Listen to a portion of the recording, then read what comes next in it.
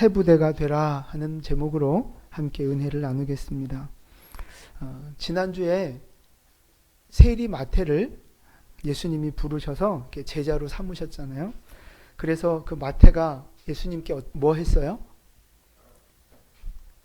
이제 따라갔죠. 그래서 예수님의 제자가 돼서 예수님한테 뭐 해드렸잖아요. 식사 대접했잖아요. 예, 세리들, 죄인들. 지난주 식사를 너무 맛있게 드셔가지고 다 같이 까먹으셨나 이렇게?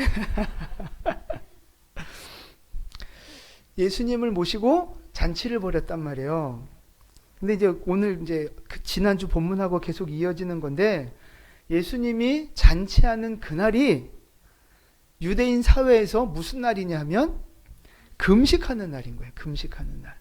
그러니까 유대인들은 전통적으로 일주일에 이틀을 금식해요. 월요일하고 목요일날 금식을 하는데, 하필 잔치한 그날이 그 금식하는 날이란 말이죠.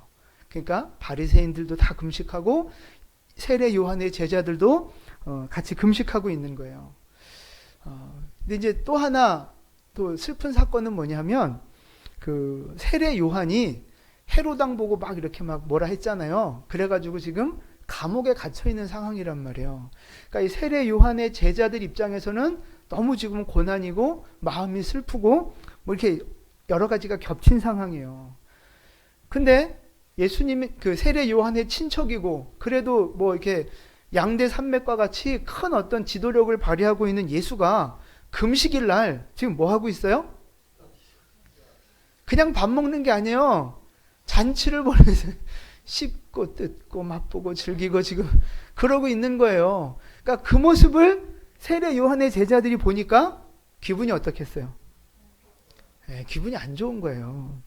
그래서 따지는 거죠. 우리 14절입니다. 14절 같이 봉독합니다. 그때에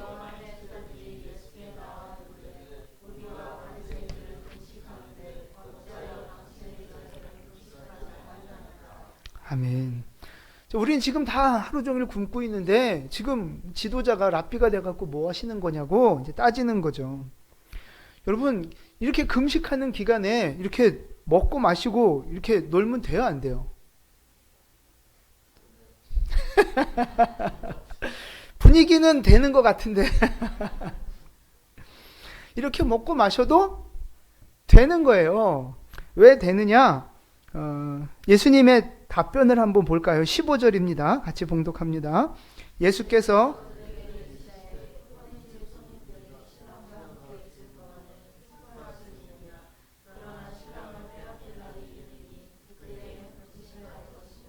아멘. 예수님이 지금 그 상황을 결혼 잔치에 지금 비유를 하고 있는 거예요. 그래서 결혼식 때 신랑 신부와 함께 그 하객들, 그 집안이 다 함께 기뻐하고 즐거워하고 축복하고, 그게 맞는 거잖아요. 유대인 사회도 이렇게 금식일 날이 있지만 결혼식이 겹치면 그날 금식할까요, 안 할까요?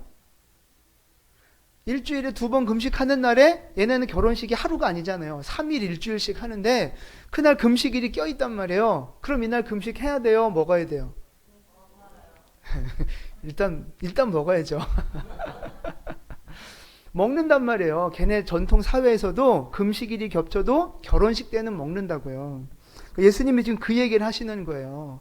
지금 신랑과 신부가 결혼 잔치를 벌이고 있으니까 지금은 기쁘게 먹어도 된다는 거죠. 나중에 신랑을 빼앗길 날이 오는데 그때는 슬퍼하며 금식해도 된다. 지금은 먹어도 된다 그러시는 거예요. 자, 이 비유를 말씀하신 좀 설명을 좀 해보면, 신랑은 누구를 말하는 거예요? 그렇죠. 예수님을 말하는 거예요.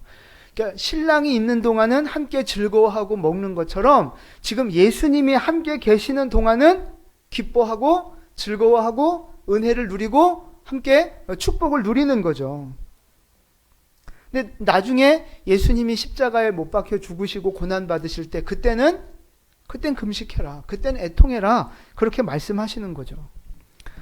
그러니까 이제 이 이야기를 좀 단순화시켜 보면 이런 얘기예요. 우리가 살다 보면 기뻐해야 할 때, 기쁠 때도 있고 슬플 때도 있고 그렇잖아요. 근데 우리가 언제 기뻐해야 되느냐 하는 거예요. 언제 슬퍼해야 되느냐 하는 겁니다. 우리가 언제 기뻐해야 돼요?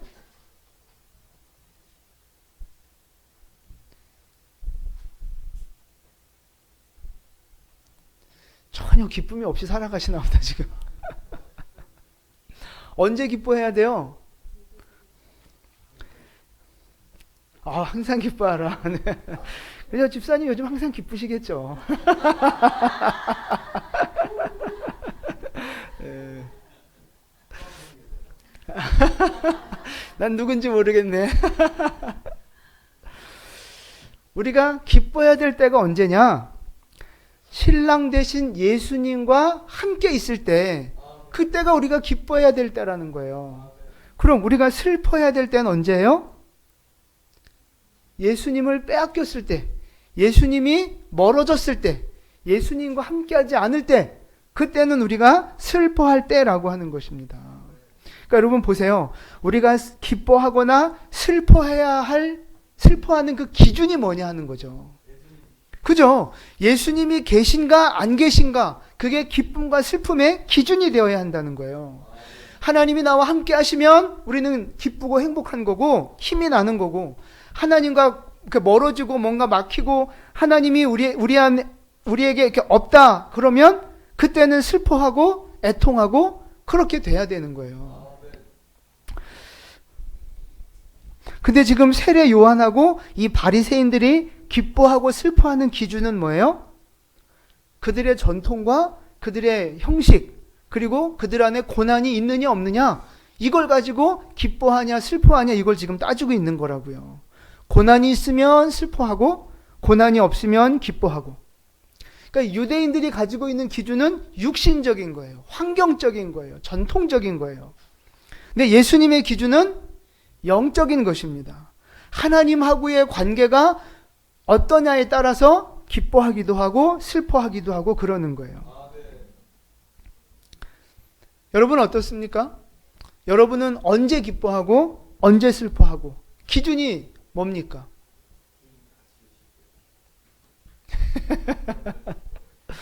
왜 비웃으시죠? 그러니까 우리는 보통, 여러분 한 달 살면서 언제가 제일 기뻐요? 그래요?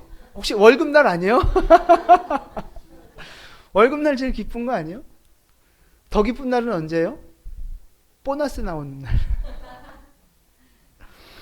우리는 보통 물질이 생기고 뭔가 이렇게 좋은 일이 생기고 내가 원하던 일들이 이렇게 잘 되어지면 기쁘단 말이에요. 근데 돈이 떨어지고 뭔가 내가 원하는 대로 일이 안 되고 나쁜 일이 생기고 그러면 우리는 슬퍼한단 말이죠. 그러니까 우리가 가지고 있는 기쁨과 슬픔의 기준이 육신적이고 기복적인 수준을 넘어가지 못하는 거예요. 문제 생기고 어려움 당하면 원망하고 낙심하고 난리치고, 뭔가 조금 잘 될 것 같으면 막 기분 좋아하고, 딱 그 수준을 지금 못 넘어가고 있는 거예요. 근데 진짜 중요한 건 뭐냐면, 육신적인 환경과 조건도 물론 중요하지만 예수님과 함께하는 삶을 살아가고 있느냐, 그게 중요한 거예요. 내 안에 영적인 기쁨이 있느냐, 그게 중요하다니까요. 여러분 안에 말씀의 기쁨, 찬양과 예배의 기쁨이 있습니까? 사명을 감당하며 하나님께 쓰임 받는다고 하는 그런 기쁨이 있으십니까? 여러분 천국 상급을 바라보시며 기뻐하는 마음이 있으십니까? 하나님 그분을 기뻐하는 마음이 있으시냐 하는 겁니다. 우리의 기쁨과 슬픔을 육신적인 기준, 축복, 어떤 그 물질적인 기준에 두는 것이 아니고 기복적인 기준에 두지 말고 영적인 것에 기준을 두고 하나님과의 관계의 기준을 두는 우리 모두 되시기를 축복합니다. 시편 37편 4절 말씀입니다. 함께 봉독합니다.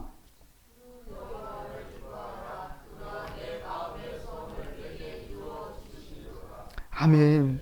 여호와를 기뻐하라는 거예요. 하나님을 기뻐하고 하나님 사랑하고 하나님을 신뢰하면 하나님이 우리의 소원을 이루어 주신다 약속하고 계세요. 그러니까 여러분 진짜 우리 인생에서 중요한 건요. 돈이 있느냐 없느냐, 내가 문제가 있느냐 없느냐, 고난이 있느냐 없느냐, 이게 진짜 중요한 게 아니고요. 진짜 중요한 건 내 안에 지금 예수님이 계신가 하는 것입니다.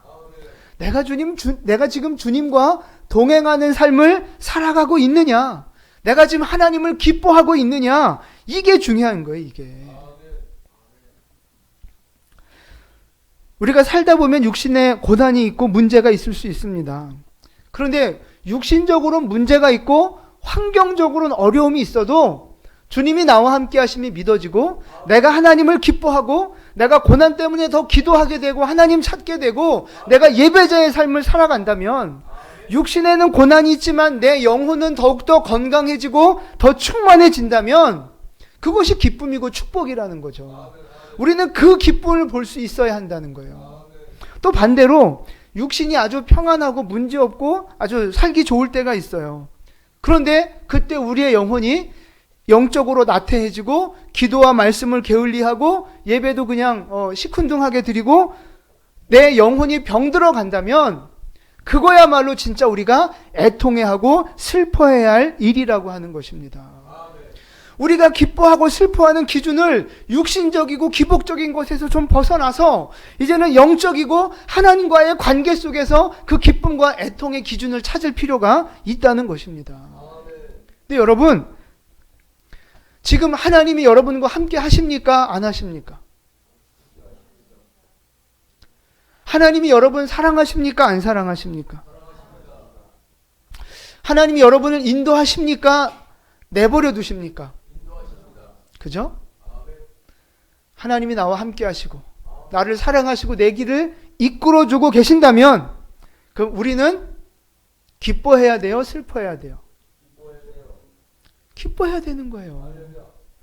우리에겐 기쁨이 있어야 하고 소망이 있어야 하고 하나님의 힘과 능력이 우리 안에 차고 넘쳐야 한다는 거죠. 환경이 비록 어렵고 고난이 있지만 주님이 함께 하시니까, 임마누엘, 우리와 함께 하시는 하나님, 그분 때문에 우리는 기뻐할 수 있는 줄 믿으시기를 바랍니다. 그래서 기쁘십니까? 이제 손집사님은 아멘 안 해도 돼 이제. 여러분 진짜 기쁘십니까? 그 기쁨의 이유가 무엇입니까? 여러분 슬프고 속상하십니까? 그 기준은 무엇입니까? 여러분 우리가 그 중심을 바로 세워야 한다는 거예요. 간절히 바라기는 하나님을 사랑하는 여러분 되시기를 축복합니다. 하나님을 기뻐하시고 말씀을 기뻐하시고 예배를 기뻐하시고 하나님 앞에 나오는 일들을 기뻐하시기를 축복합니다. 그러면 하나님이 우리를 도우신다는 거예요. 그러면 우리 안에 기쁨이 넘치고, 그러면 우리의 인생이 죄와 고난을 이기고 승리하는 인생이 될 수 있다는 말씀입니다. 여러분, 예수님이 질병 이기셨습니다. 예수님이 죄도 이기셨어요. 죽음도 이기셨어요. 어둠의 권세들도 다 이기셨습니다. 그리고 우리에게 말씀하셨어요. 내가 세상을 이기었노니 담대하라. 이렇게 말씀하셨어요. 그 승리하신 주님이 우리와 함께하고 계십니다. 여러분 안에 어떤 문제가 있고 육신적인 환경적인 고난이 있다 할지라도 여러분 그거를 승리하실 주님이 우리와 함께하고 계세요. 그러니까 왜 낙심하고 원망하고 좌절하느냐 말이죠. 음부의 권세는 교회를 이기지 못한다 하셨습니다. 세상의 고난과 어둠의 영들은 우리를 공격할 수는 있어도 결코 우리를 무너뜨릴 수 없습니다. 예수님과 함께하는 우리는 반드시 승리하게 될 것을 믿으시기를 바랍니다. 예수님이 나의 소망이시고 예수님이 나의 기쁨이시고 예수님이 나의 능력 되어주시는 것을 믿으시기를 바랍니다. 내가 그 믿음을 가지고 살아갈 때 모든 고난과 유혹을 이기고 우리는 반드시 기쁨을 누리는 복된 성도의 삶이 될 줄로 믿습니다. 아멘. 그래서 우리는 하나님을 기뻐하는 것이 우리의 힘이라는 사실이에요. 우리의 힘. 그래서 말씀과 기도에 힘쓰셔야 하고 교회에 나오기를 힘쓰셔야 하고 하나님 바라보는 일에 힘을 쏟으셔야 되는 거예요. 이제 두 번째 말씀입니다. 예수님께서 그 혼인집 비유를 말씀하시고 나서 두 번째로 이제 비유로 하시는 말씀이 16절과 17절 말씀인데요. 우리 함께 봉독하겠습니다. 생배 조각을 낡은 옷에 붙이는 자가 없나니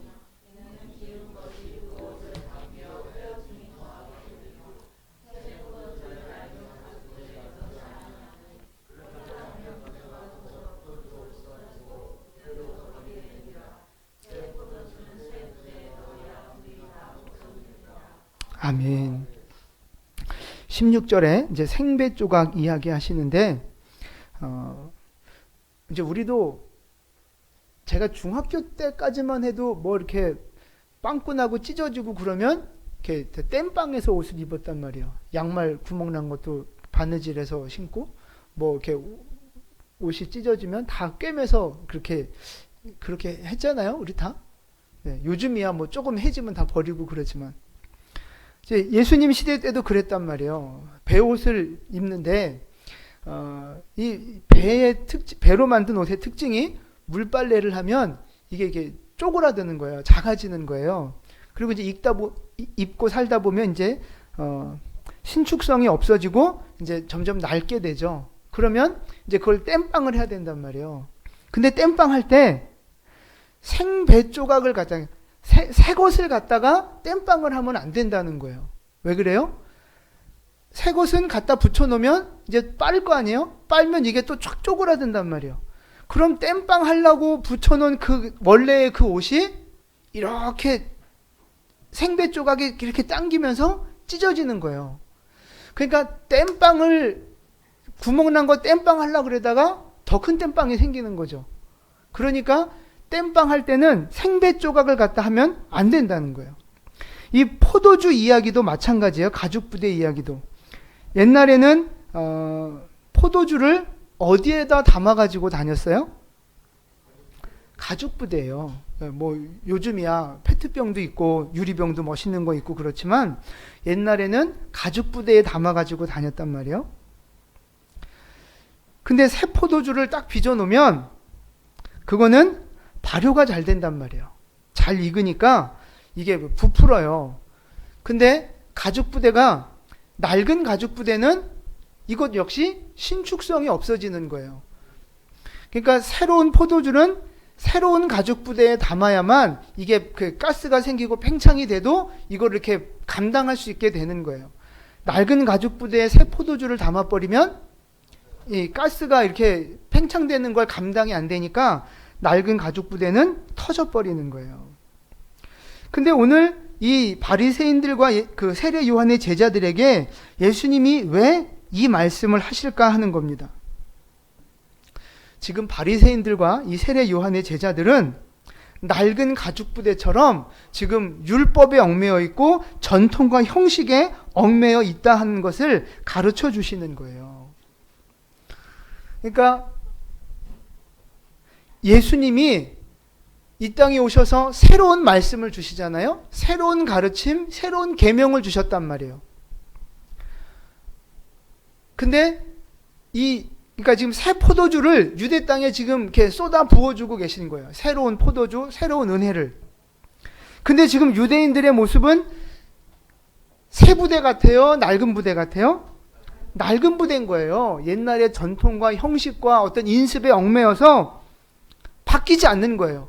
예수님이 아무리 새로운 계명을 주시고 새로운 말씀과 은혜를 주셔도 이거를 받아들이질 못하는 거예요. 낡은 부대라서. 그러니까 예수님의 말씀을 받아들이고 순종하고 나를 바꿔야 되는데 그게 안 되니까 결국 어떻게 돼요? 터지는 거예요. 그래서 예수님을 십자가에 못 박아 버리잖아요. 그래서 하나님이 새로운 은혜를 주실 때는요, 하나님이 새로운 말씀, 새로운 계명을 주실 때는 우리가 새 부대에 담아야 한다는 거예요. 내가 새 부대가 되어서 새로운 말씀과 은혜를 내가 받아들여야 한다는 것입니다. 옛사람의 모습, 그 낡은 가죽 부대 같은 죄의 습성, 옛사람의 모습, 그런 것들은 내어 버려야 한다는 거예요. 내 습관, 내 가치관, 내가 갖고 있는 기준들, 이런 걸 버려야 내가 새 부대가 될 수 있다는 것입니다. 하나님이 새 은혜를 주시는데 내 생각과 내 기준과 이게 변하지 않으면 어떻게 돼요?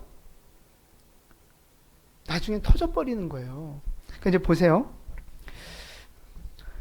낫은 가죽 부대와 같은 모습으로 사는 것이 여러분 편합니까? 아니면 새 부대처럼 살아가는 것이 편합니까? 그죠? 낡은 부대로 살아가는 것이 우리에게는 훨씬 더 편해요. 왜? 바꿀 일이 없어요. 그냥 늘 하던 대로 살면 돼요. 습관대로, 늘 하던 대로 그냥 그렇게 살아가면 되거든요. 그 안정감도 있어요. 편해요. 근데 문제는 새로운 은혜, 새로운 계명이 찾아올 때는 나중에 터져버리게 된다는 거예요. 여러분 잘 보세요. 하나님은 우리에게 새로운 은혜를 주길 원하세요. 하나님은 우리에게 새로운 축복, 새로운 사명, 새로운 비전 우리에게 주길 원하신다고요. 우리가 성장하길 원하시고 우리가 더 전진하길 원하시고 하나님을 더 사랑하며 더 거룩하며 하나님의 더 온전한 자가 되기를 원하신다는 거예요. 아멘? 하나님은 우리가 성장하고 새로운 사람 되기를 원하세요. 우리에게 그러니까 새 포도주와 같은 은혜들을 우리에게 계속 부어주고 계시는 거죠. 근데 새 포도주는 빚으면 어떻게 된다고요? 발효가 잘 되는 거예요. 가스가 잘 나오는 거예요. 그러니까 하나님이 우리에게 새로운 말씀 주시잖아요. 새로운 비전과 사명을 주시잖아요. 그럼 여러분 그 마음을 받을 때, 그 말씀과 비전들을 받을 때 마음이 어떠세요?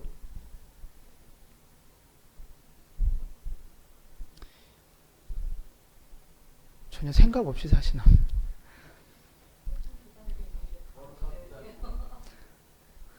하나님 우리에게 새로운 사명, 새로운 비전들 주시면 마음에 일단 부담이 와요.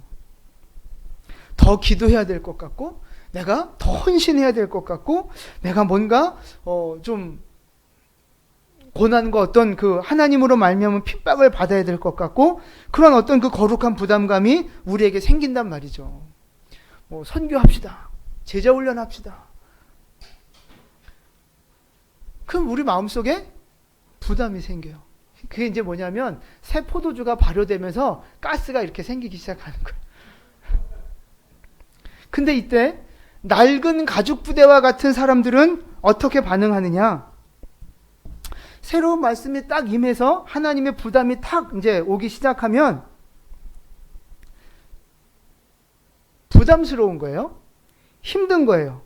뭔가 내 옛 습관을 버려야 하고 세상의 기준을 버려야 하고 뭔가 내가 새로워져야 되는 건 알겠는데 그렇게 하기 싫은 거예요. 그게 부담스러운 거예요. 그러니까 안 바꿔. 나를 안 바꿔. 그냥 늘 살던 대로 살려고 하는 거란 말이죠. 낡은 부대처럼 그냥 그렇게 살아가는 거예요. 그러니까 특별히 뭔가 바꿀 건 없어요. 안 바꿔요. 그러니까 몸은 그냥 편할 수 있어요. 근데 마음은 불편한 거예요. 지금 계속 가스가 차오르고 있다니까요. 마음이 불편한 거예요. 근데 뭔가 이렇게 좀 새롭게 신앙생활에 도전을 하자니 왠지 좀 힘들 것 같고 그렇다고 또 그냥 원래 살던 대로 살자니 맨날 목사님이 쪼지 또 하나님한테 또 괜히 죄짓는 것 같지 막 이러니까 이러지도 못하고 저러지도 못하고 그냥 부담스럽고 힘들게 교회를 다니는 거예요. 그러니까 교회를 10년 다녀도 마치 1년 다닌 것처럼 변화가 없는 거예요. 성경도 안 읽고 습관도 안 바꾸고 죄도 못 끊어내고 전도도 못하고 그냥 우리는 그렇게 늘 낡은 가죽 부대처럼 변함없이 살아가는 거예요. 변함없이. 교회를 10년 다녀도 20년 다녀도 변함없이 살아가는 거예요. 그게 좋은 건지 나쁜 건지 모르겠어요. 여러분 그러다가 자꾸 가스가 차오른단 말이에요. 근데 나를 안 바꾸고 고집 부리고 있으면 결국 빵 하고 터지는 날이 온단 말이에요.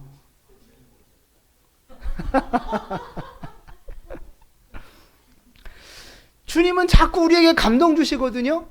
주님은 자꾸 말씀으로 우리를 찌르세요. 하나님이 자꾸 우리에게 도전과 비전을 주신단 말이에요. 근데 나를 자꾸 안 바꾸고 고집 부리고 있으면 터지는 날이 온단 말이에요. 그러면 그때 가서 돈도 잃고 건강도 잃고 그냥 그 돌아온 탕자처럼 불쌍한 모습으로 전부여 의지없어서 그렇게 이제 손들고 이제 그때서야 이제 뭐 순종한다고 이제 그러는 거죠. 여러분, 터지기 전에 순종하시기 바랍니다. 옆에 분에게 인사하세요. 터지기 전에 순종하겠습니다.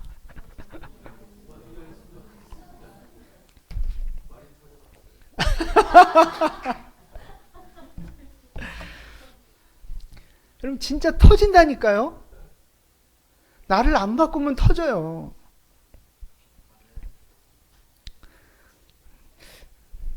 제가 몇 번 경고했어요. 사실은 마음에 담아두고 계신지 모르겠어요. 제가 언젠간 뻥 터진다고 제가 몇 번 경고했어요. 여러분 터지기 전에 순종하세요. 낡은 가죽 부대로 살아가면 그렇게 양다리 걸치고 그렇게 살다가 언젠간 터져요. 근데 반대로 이제 새 가죽 부대 같은 사람은 어떻게 하느냐? 하나님이 말씀 주시고 뭔가 도전 주시고 감동 주시면 그 말씀에 순종하고 나를 바꾸는 거예요. 그래서 내 시간 쓰는 걸 바꾸고 물질 쓰는 걸 바꾸고 사람들 만나는 태도를 바꾸는 거예요. 하나님을 위해서 내 시간을 쓰는 거예요. 성경 읽는데 시간을 드리고 예배하고 기도하는데 내 시간을 드리고 사역하고 봉사하는데 내 시간을 드리는 거예요. 그렇게 나만을 위해서 쓰던 시간을 하나님을 위해 쓰는 시간으로 바꾸는 거예요. 물질도 마찬가지죠. 나만을 위해 쓰던 돈을 이제는 하나님을 위해 이웃과 사명을 위해 돈을 쓰게 되는 거예요. 사람을 대할 때도 나조차고 유익을 위해서 이기적으로 만나던 사람들을 이제는 섬김의 대상으로 바라보고 전도의 대상으로 바라보면서 관계가 바뀌어지기 시작하는 거예요. 여러분 여러분 이게 새 가죽 부대로 살아가는 사람의 모습입니다. 하나님이 비전 주시면 그걸 받아들이는 거예요. 여러분 지금 우리 교회에서도 여러 가지 도전들을 하고 있습니다. 50운동, 큐티운동, 성경 200독 운동, 제자훈련, 또 선교에 대한 사명, 이제 이런 도전들을 가지고 우리가 지금 나가고 있어요. 또 해피데이 축제 때 또 새로운 영혼을 초청하는 그 전도의 어떤 그 부담을 가지고 우리가 또 나아가고 있단 말이죠. 여러분 교회에서 이렇게 비전들을 여러분들에게 제시할 때 여러분 어떤 생각이 드십니까? 어떤 마음이세요? 기꺼이 빵 터져본 사람들은 저렇게 이제 답이 나오는 거야. 빵 터져봐야 이렇게 저렇게 철이 드는 거야, 철이. 여러분, 교회에서 비전을 제시하고 하나님이 우리에게 사명을 주실 때 어떻게 반응하시느냐 하는 거예요. 혹시 나랑 상관없다라고 그냥 한 귀로 듣고 한 귀로 흘려버리지 않습니까? 저거는 목사님이나 하는 거고, 저거는 권사님들이나 하는 거고, 저건 교회 오래 다닌 사람 하는 거고, 저건 나이 많은 사람들이나 하는 거고, 저건 젊은 사람들이나 하는 거고. 여러분 이런저런 핑계를 대면서 하나님이 내게 비전 주시고 말씀 주실 때 그거를 그냥 남의 이야기처럼 관심 없이 흘려버리지 않느냐 하는 거예요. 들어도 못 들은 척하면서 마음의 부담을 싹 씻어버리지 않느냐 하는 것입니다. 그게 뭐 같은 사람이에요? 낡은 부대 같은 사람인 거예요. 낡은 부대 같은 사람. 나는 안 변하고 고집 부리고 있는 거죠. 근데 새 부대 같은 사람은 어떻게 해요? 그런 말씀과 비전이 우리에게 새롭게 주어질 때 그게 기회인 줄 아는 거예요. 하나님이 나를 축복하시려고 하는구나. 하나님이 나를 영광의 도구로 사용하시려고 하는 거구나. 하나님이 나에게 새로운 은혜를 주시려고 하는 거구나. 이걸 마음의 문을 확 열고 주님이 주시는 말씀들을 받아들이는 사람들, 그러면서 내 생활을 바꾸고 내 삶의 태도를 바꾸고 습관을 바꾸는 사람들, 이런 사람들이 바로 새 부대와 같은 사람들이라는 거죠. 여러분은 지금 낡은 부대와 같이 살고 계십니까? 새 부대와 같이 살고 계십니까? 여러분, 낡은 가죽 부대세요? 새 가죽 부대세요? 제가 엊그제 이제 청년들 목장 모임 하면서 궁금해서 한번 물어봤어요. 목사님 하는 설교가 들리냐? 무슨 얘기 하는 건지 알아듣겠냐? 그랬더니 목사님 설교는요, 이거 아주 핵심적인 요약을 해서 아주 잘 얘기를 하더라고요. 전 못 듣는 줄 알았어요. 안 들리는 줄 알았는데 아주 핵심 요약까지 아주 잘해서 저한테 얘기를 해주더라고요. 되게 감사했어요. 근데 제가 그 질문을 하나 더 했어야 되는데 못했어요. 그런데 왜 안 하냐? 다음 목장 모임 때 그 질문을 한번 해야 되겠거든요. 아니, 알기는 기가 막히게 알아요. 다 들린다는 거예요. 그러면서 말씀 들을 때마다 찔린다는 거예요. 난 안 찔리는 줄 알았거든요. 너무 뻔뻔하게들 앉아 있어서. 근데 찔린다는 거예요. 들리기도 하고 찔리기도 하고 세상에. 근데 안 바꾸는 거예요. 아니 뭐 이게 누구의 이야기가 아니라 사실 우리 모두의 모습인 거예요. 그냥 찔리면 그리고 또 끝이에요. 하고 감동받고 또 끝이에요. 실제 그 말씀대로 살아가지를 않는 거예요. 그러니까 날마다 낡은 부대가 돼서 빵 터져야 이제 정신을 차리지. 여러분, 하나님께서 우리에게 새로운 은혜를 주고 계세요. 하나님은 우리에게 새로운 기회를 주시고 새로운 축복의 자리로 우리를 이끌어 가려고 기회를 주고 계신다는 사실입니다. 낡은 가죽 부대와 같은 마음들이 우리 안에 있을 테지만 여러분, 그 마음들을 내어 버리시고 말씀에 순종하는 새 부대가 되시기를 주님의 이름으로 축원을 드립니다.